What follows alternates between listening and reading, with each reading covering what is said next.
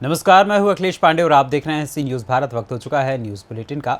इस बुलेटिन में हम जानेंगे कि कहां विजिलेंस के अधिकारी ने घर में अकेली महिला से की बदसलूकी, कहां मतदाता सूची से नाम जोड़ने हटाने और त्रुटि सुधार का कार्य चलेगा दिसंबर तक। साथ ही जानेंगे कि कहां आंखों का लगाया गया फ्री कैंप। और भी ऐसी तमाम खबरों पर आइए विस्तार से करते हैं चर्चा। बलिया शहर से सटे सरहपाली सहोदरा में बिजली की चेकिंग के दौरान करने पहुंचे विजिलेंस की टीम ने घर के पीछे से छत के रास्ते से चोर की तरह चढ़ने का प्रयास किया। घर में मौजूद अकेली महिला ने टीम से बोला कि मेरे पति घर पर नहीं, हमने अपने पति को फोन कर दिया है, अभी वो आ रहे हैं और उसके बाद आप जांच कर लीजिएगा। अधिकारी ने महिला के घर में अकेले होने का फायदा उठाते हुए दूसरे के छत के सहारे उसके छत पर फांद कर महिला के घर में घुस गया और उसके साथ बदसलूकी करने लगा। थोड़ी देर में उसका पति मौके पर पहुंच गया, जिसे वहां मौजूद विजिलेंस के सिपाहियों ने पति को घर के अंदर जाने से रोक दिया। पति ने मामला गंभीर देख डायल 112 को बुलाया, जिसके बाद अधिकारी वहां से फरार हो गया। हैरानी की बात तो यह है कि बिना किसी महिला पुलिस के होते हुए विजिलेंस टीम छत फांद कर अंदर कैसे गई। पीड़ित महिला ने कोतवाली में उनके खिलाफ मुकदमा दर्ज करने की तहरीर दी है। बलिया से सीनू संवाददाता राजू गुप्ता की रिपोर्ट। कलेक्टर एवं जिला निर्वाचन अधिकारी संजय कुमार ने बताया कि फोटो निर्वाचक नामावली का विशेष संक्षिप्त पुनरीक्षण 2023 के कार्यक्रम के तहत 9 नवंबर से फोटो निर्वाचक नामावली के प्रारूप का प्रकाशन किया जा चुका है। उन्होंने बताया कि अब 18 वर्ष या उससे अधिक आयु के मतदाता अपने नाम निर्वाचक नामावली में जुड़वा सकते हैं। इसकी जानकारी अधिक से अधिक लोगों को प्रचार प्रसार के विभिन्न माध्यम से प्राप्त हो सके, इसी उद्देश्य को लेकर आज न्यू कलेक्ट्रेट में पत्रकार वार्ता का आयोजन किया गया। पत्रकार वार्ता के दौरान जिला पंचायत के मुख्य कार्यपालन अधिकारी एवं उप जिला निर्वाचन अधिकारी कमलेश भार्गव, अपर कलेक्टर रुपेश उपाध्याय, उप संचालक जनसंपर्क अनूप सिंह भारतीय, सी न्यूज़ भारत नितिन दांत्रे सहित पत्रकारगण उपस्थित थे। कलेक्टर संजय कुमार ने पत्रकारों को भारत निर्वाचन आयोग एवं मुख्य निर्वाचन पदाधिकारी भोपाल द्वारा फोटो निर्वाचन नामावली के विशेष संक्षिप्त पुनरीक्षण 2023 के संबंध में दिए गए दिशा निर्देशों की जानकारी देते बताया कि 9 नवंबर से मतदाता सूची का प्रकाशन मतदान केंद्रों पर प्रकाशन किया जा चुका है।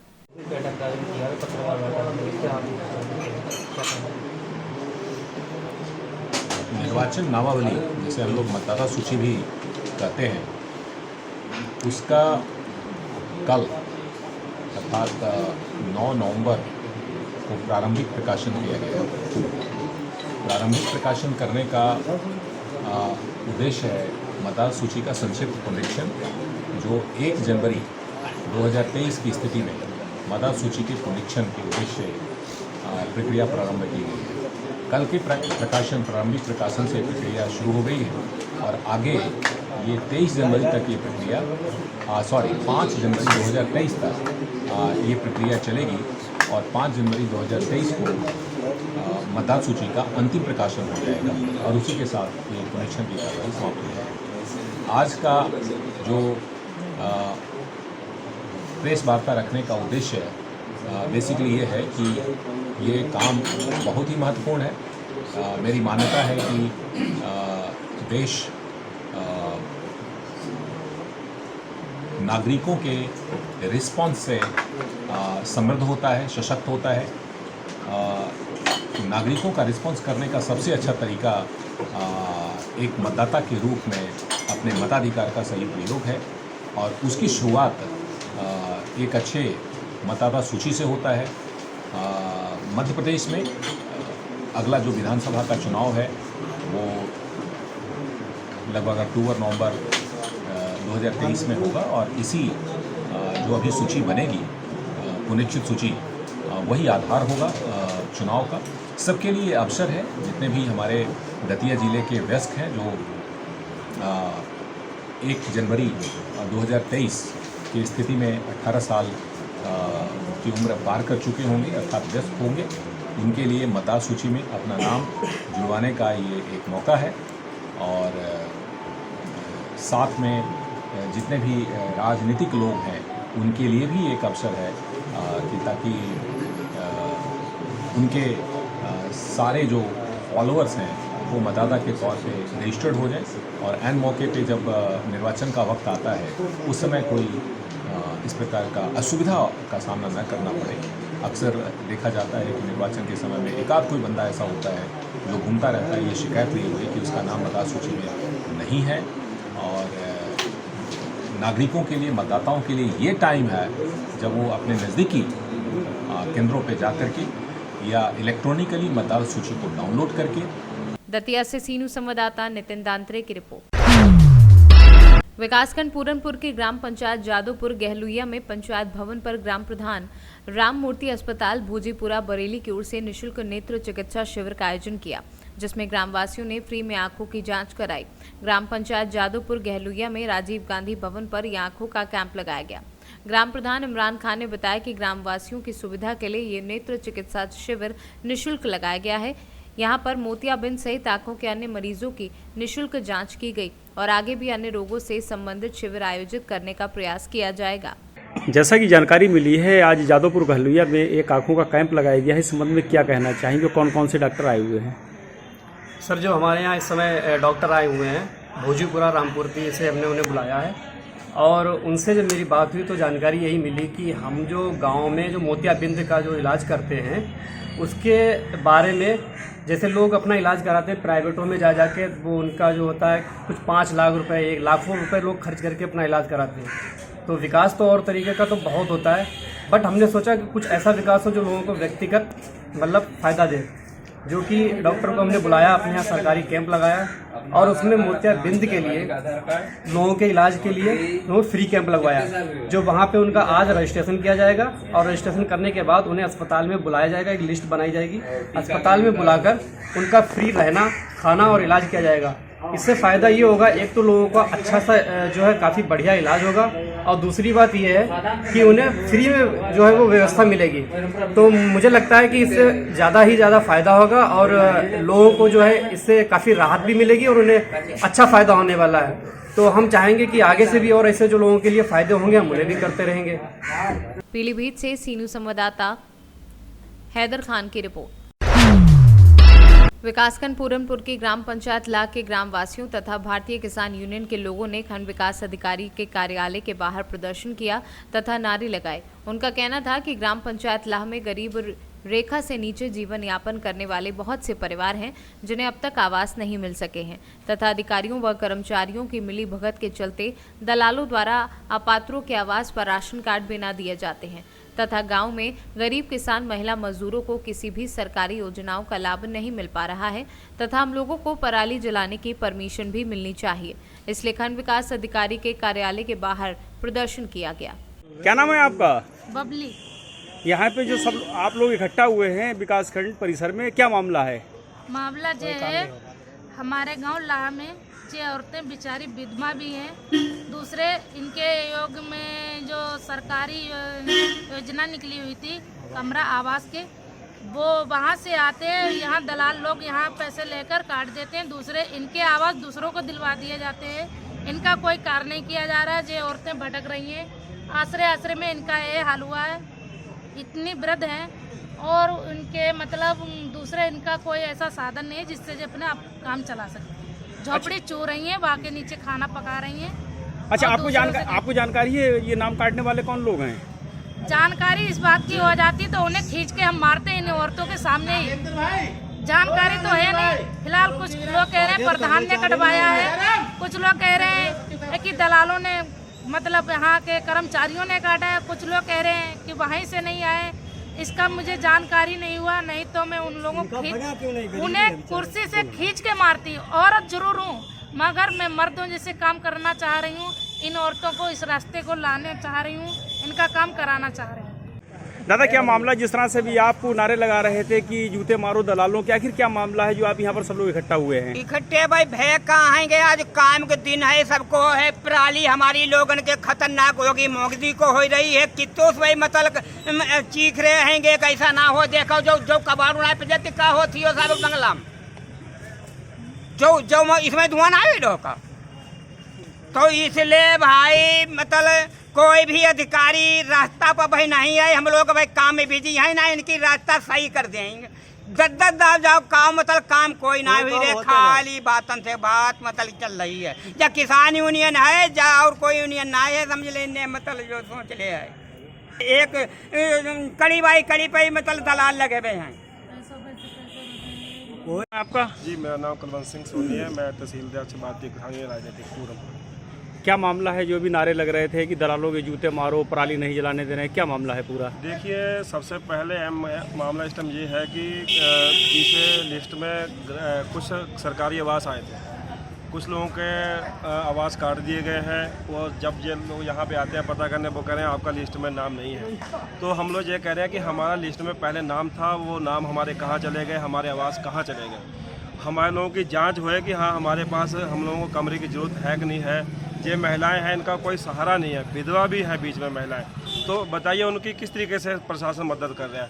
और इसमें जो है सेक्रेटरी जो सचिव हैं, ग्राम प्रधान है, लेकर आला अधिकारी तक सबकी मिली भगत है, क्योंकि हर कमरे पे 50,000 40,000 ये लोग रिश्वत ले लेते हैं और कमरा जो है दलाल लोगों को बनवा देते हैं। तो हम कह रहे हैं निष्पक्ष बिल्कुल जांच होनी चाहिए और जिनको कमरे की जरूरत है उनका कमरा बनना चाहिए, शौचालय बनना चाहिए। और जो मनरेगा इस टाइम जो है सरकार कह रही है कि हम मनरेगा के तहत जो है काम देंगे, किस मजदूरों को, किसान भाइयों को काम देंगे जो गरीबी रेखा से नीचे है, पर कहीं भी नरेगा नहीं चल रहा, कहीं भी कोई रोड का चौड़ीकरण नहीं हो रहा, कहीं नाली नहीं बन रही, तमाम समस्याएं। तो हम शासन प्रशासन से, जिलाधिकारी से यही गुहार लगा रहे हैं कि गांव का विकास किया जाए। सरकार तो कहती है कि विकास हर जगह विकास होगा, सड़क नाले हर जगह विकास होगा, पर हमें विकास का कोई लग नहीं रहा कि विकास हो रहा है। और भी ज़्यादा और आगे पराली का रहा, पराली का मुद्दा। अब शहर में देखिए कितना प्रदूषण है और गांव में जाके देखिए, गांव और शहर का प्रदूषण का ज़मीन आसमान का अंतर है। पराली को वैसे ही बदनाम किया जा रहा है। प्रदूषण सबसे ज़्यादा गाड़ियां कर रही हैं, 4 व्हीलर गाड़ियां कर रही हैं, और ये जो इंडस्ट्रीज है ये प्रदूषण कर रही है। इसीलिए हम गुहार करते हैं कि हम लोगों को तंग ना किया जाए और जो काम करने वाला उस पर सरकार अपना ध्यान दे। बहुत बहुत धन्यवाद। पीलीभीत से सी न्यूज़ संवाददाता जितेंद्र शर्मा की रिपोर्ट। यूपी के जनपद संभल में जनसभा को संबोधित करने पहुंचे बीएसपी के इमरान मसूद दिया बयान। दरअसल अपने विवादित बयानों को लेकर चर्चाओं में रहने वाले इमरान मसूद ने संभल से हुंकार भरते हुए बसपा प्रमुख मायावती को आगामी 2024 लोकसभा चुनाव में सीटें जिताकर देश का प्रधानमंत्री बनने की बात कही है। समाजवादी पार्टी आजम खान के हो रहा जुल्म की जिम्मेदार है। अगर वक्त पर समाजवादी पार्टी आजम खान की पैरवी की जाती तो यह हाल आजम खान का ना होता। उन्होंने कहा कि समाजवादी पार्टी को हम लोगों ने वोट दिया, लेकिन उनके लोगों ने उनको वोट नहीं दिया, इसलिए समाजवादी पार्टी हारी है। जी, मैं डॉक्टर साहब के सवाल का जवाब नहीं दे सकता। बोले मुस्लिमों को लेकर के जो लगातार बहुत ज्यादा जो जुल्म सह रहे हैं। अभी मैंने इससे पहले यही कहा ना। तो क्या उनके बयान से इत्तेफाक रखते हैं? उनके बयान से क्यों इत्तेफाक रखूंगा भैया? मैं अपना बात बोल रहा हूँ। क्या नहीं हो रहा जुल्म? क्या जुल्म नहीं हो रहा? क्या मदरसों के नाम पर धमकाया नहीं गया? मुकदमों को देख लीजिए कि मुकदमे किस तरह से ज्यादा लिखे गए। तो ये पार्टी उनकी जिम्मेदार है आजम साहब की कार्रवाई के लिए। अगर उनकी पार्टी आजम साहब के मामले को सही तरीके से और गंभीरता के साथ लेती तो ये सब ना होता।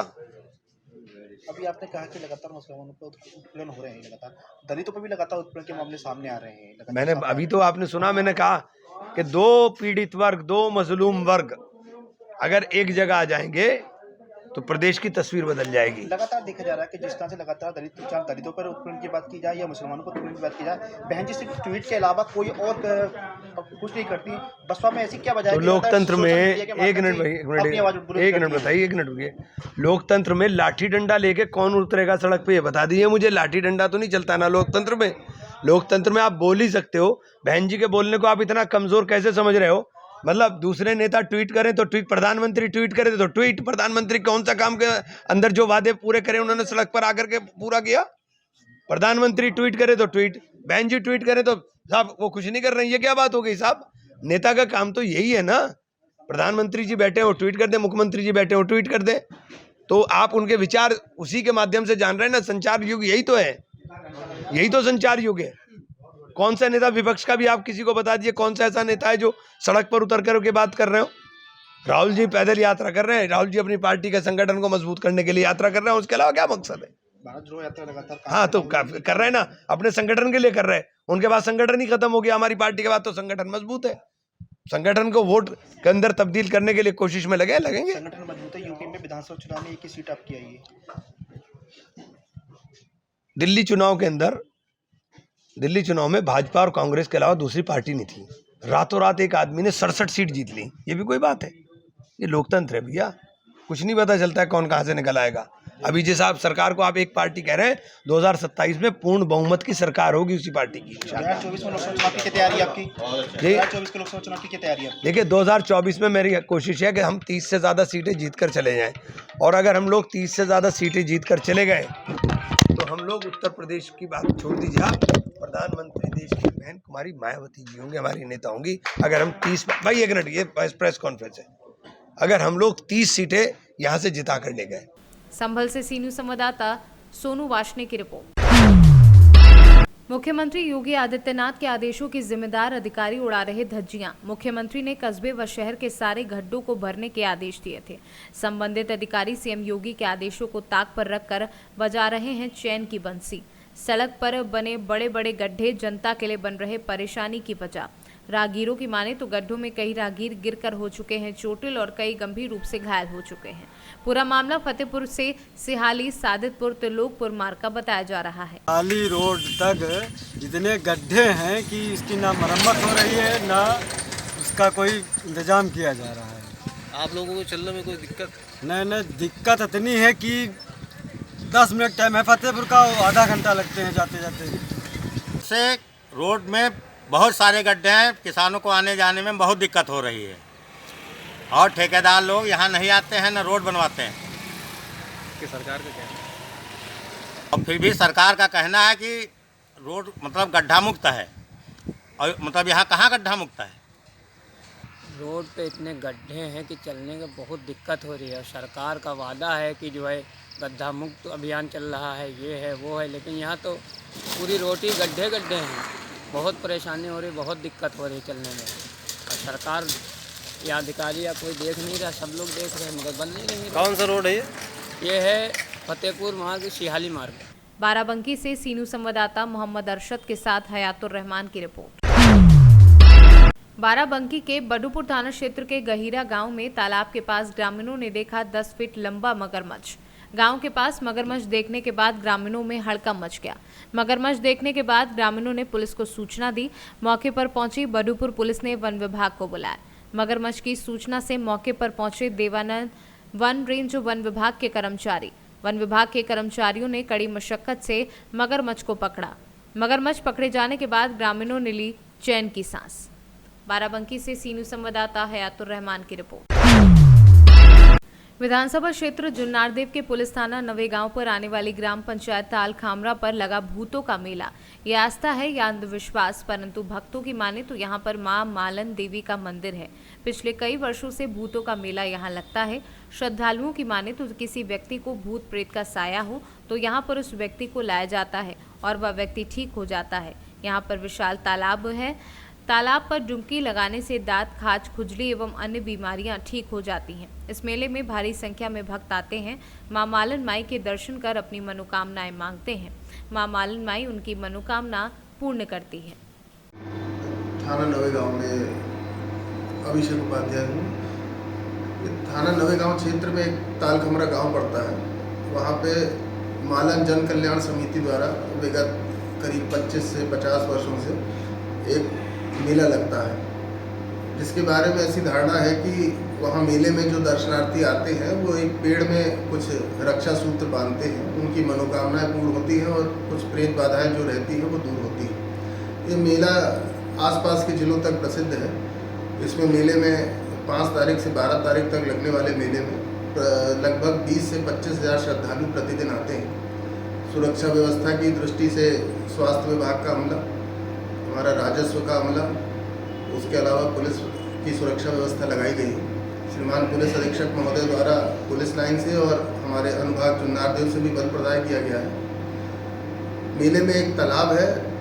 मान्यता है कि उस तालाब में स्नान करके अपने पुराने कपड़े छोड़ देने से उनकी बाधाएं सब दूर होती हैं। तो जो तालाब है वहाँ पे भी सुरक्षा की दृष्टि से बैरिकेडिंग कर दी गई है, बांस लगा दिए गए हैं और गोताखोरों की भी तैनाती है।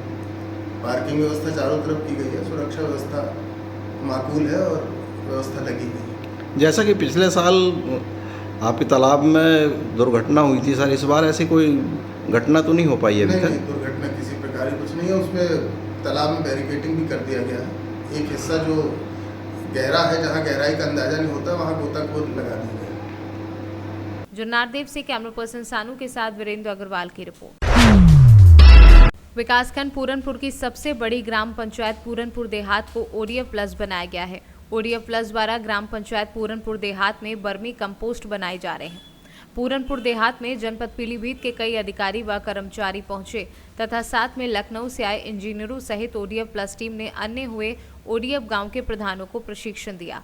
स्वच्छ भारत मिशन के द्वारा ODF प्लस में विकासखंड पूरनपुर में अब 5000 या उससे अधिक आबादी वाले गांव को ODF प्लस का मॉडल बनाया गया है। इन गांव के सूखे और गीले कूड़े का निस्तारण किया जा रहा है। इसके लिए वर्मी कंपोस्ट बनाए जा रहे हैं। वर्मी कंपोस्ट में जैविक खाद बनाकर गांव के ही अन्नदाताओं को दी जाएगी। इस व्यवस्थाओं से गांव का कूड़ा करकट अब यहाँ वहाँ बिखरा नहीं दिखाई देगा। घर घर कूड़ा उठाकर उसे डंपिंग स्थल पर एकत्रित किया जाएगा। सर, जैसा कि देख रहे हैं यहाँ आपके पूरनपुर देहात में काम चल रहा है, कुछ काफ़ी अधिकारी भी आए हुए हैं। क्या बन रहा है ये, इससे क्या आम जनता को फ़ायदा होगा? स्वच्छ भारत मिशन ग्रामीण फेज 2 के अंतर्गत हम सॉलिड लिक्विड वेस्ट मैनेजमेंट किस तरीके से करें, यानी जो हमारा ठोस अपशिष्ट पदार्थ हैं या जो तरल अपशिष्ट हैं तो उनका प्रबंधन हम किस तरीके से करें। तो ठोस अपशिष्ट पदार्थ के प्रबंधन के लिए ये देखा कि नाडेप बनाए जाएं। नाडेप से ये है कि नाडेप का इस्तेमाल जो भी हमारा गीला कूड़ा है जो गल सकता है बायोडिग्रेडेबल, उसके ज़रिए हम खाद बना सकते हैं। उसकी खाद बनाकर हम अपने किसान भाइयों को। दूसरा जो कचरा पात्र बना हुआ है इसमें भी सूखा कूड़ा और गीला कूड़ा दोनों का सेपरेशन, इसको सेग्रीगेशन सेंटर पर ले जाकर अलग अलग करके उसको वहाँ यूज़ कर सकते हैं। और दूसरा जो सोप पिट बनाया जा रहा है, सोप पिट का मतलब यही है कि सोप पिट वहाँ बनाया जा रहा है जहाँ पर पानी के निकलने की नाली में रास्ता नहीं है। तो वो जो नल से पानी निकलेगा तो वो भरे ना, इधर उधर फैले ना, बल्कि सोप पिट के अंदर पहुँच जाएगा और फिल्टर होके उसको हम पुनः इस्तेमाल में ला सकते हैं। तो ये बहुत सारे ऐसे कार्य हैं जिनके थ्रू हम जो ठोस और तरल पदार्थों जो अपशिष्ट पदार्थ हैं उन पर हम इजीली नियंत्रण कर सकते हैं। सचिव साहब, जैसा कि देख रहे हैं यहाँ पे कुछ काम चल रहा है, काफ़ी बाहर के अधिकारी भी आए हुए हैं, तो आप बताएंगे यहाँ ये जो बन रहा है इसे क्या कहते हैं और इससे आम जनता को क्या फ़ायदा पहुँचेगा? इस ग्राम पंचायत का चयन जो है ODF 2 में किया गया है जी। ग्राम पंचायत को स्मार्ट ग्राम पंचायत बनाया जाएगा। ग्राम पंचायत में जगह जगह पर कूड़ा करकट इकट्ठे करने के लिए पक्के कूड़ा पात्र बनाए जाएंगे। पानी कहीं भी सड़क पर दिखाई ना दिए इसके लिए स्टॉप पर बनाए जाएंगे और बहुत बड़ी संख्या में जो कचरा पात्र बनेंगे सारा कूड़ा उसमें इकट्ठा होगा। उसको ले जाकर कूड़ा निस्तारण केंद्र पर ले जाया जाएगा। कूड़ा निस्तारण केंद्र पे जैसा कि बताया जा रहा है जो उसके लिए अलग अलग जो है उसको डिग्रेड किया जाएगा। कूड़े को जो खाद के लायक खाद बनाई जाएगी, बाकी जो प्लास्टिक है और सिंगल यूज प्लास्टिक उसको अलग करके उसका निस्तारण वैज्ञानिक तरीके से किया जाएगा। ये जो इस समय जो बाहर की जो टीम आई हुई है और यहाँ पे जो काम चल रहा है ये क्या हो रहा है? ये कंपोस्ट पिट का मॉडल बनाया जा रहा है और नाडेप का मॉडल बनाया जा रहा है। उसको बना पूरे ज़िले के जो कर्मचारी इकट्ठे हुए हैं उनको मॉडल दिखाया जाएगा। पूरे ज़िले की 45 ग्राम पंचायतों में इसी प्रकार के निर्माण कराया जाएगा। वाला है ये वर्मी कंपोस्ट है जो गांव का आपका गोबर खाद है और गोबर आने वाला उसका खाद बनाने की प्रोसेस इसमें होने वाला है। अगर हम एक वर्मी की बात करते हैं तो बाहरी इसका जो अंतर जो होता है साइज यहाँ का, तो ये 4 मीटर बाय 4 मीटर बाहर होता है। इसका अगर हम कहीं भी वर्मी की बात करते हैं तो जमीन स्तर से जो हमारा होता है 2 फीट तक उसका हाइट रखा जाता है। अब इसमें बनेंगे 4 चैम्बर। 4 चैम्बर जब बनते हैं तो उसमें एक चैम्बर को पहले भरा जाता है। मानो एक चैम्बर में पहले हमने गोबर डाल दिया, ऊपर तक पूरा भर गया। मानो हर एक मोटाई जो होती है गोबर की आपकी ज़्यादा से ज़्यादा 150-200 mm के ऊपर नहीं करी जाती, एक बार जब एक दिन में भरा जाता है। उसके बाद में सबसे पहले मैं बताना चाहूँ कि जब गोबर आपका घर से आता है तो डायरेक्ट गोबर इसमें नहीं डाला जाता। पहले 10 से 15 दिन तक उसको बाहर सुखाया जाता है, क्योंकि ताजे गोबर में आपका टेम्परेचर ज़्यादा होता है, हीट ज़्यादा होता है। अब जब ये केंचुए से खाद बनना है तो केंचुओं को ये फिर डैमेज कर देता है, इम्पेक्ट कर देता है, केंचुए मर जाते हैं ज़्यादा हीट होने की वजह से। इसलिए पहले आपको 10 से 15 दिन बाहर सुखाओ, देन आपका जो गोबर आएगा इसमें एक चैम्बर में पहले डाला जाएगा। एक चैम्बर आपका भर जाता है, उसके बाद में आपको दूसरा चैम्बर को भरना चालू करना होता है।